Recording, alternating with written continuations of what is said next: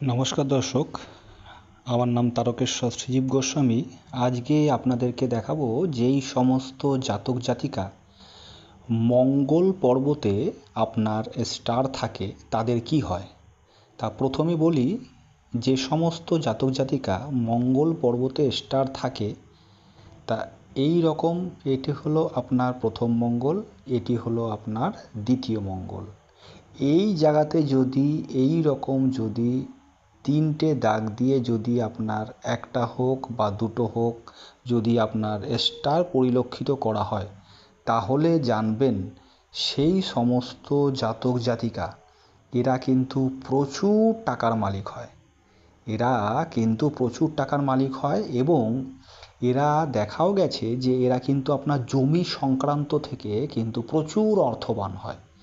এদের টাকা পয়সা এত পরিমাণে হয় যে 7 পুরুষ পর্যন্ত এরা কিন্তু বসে খেতে পারে।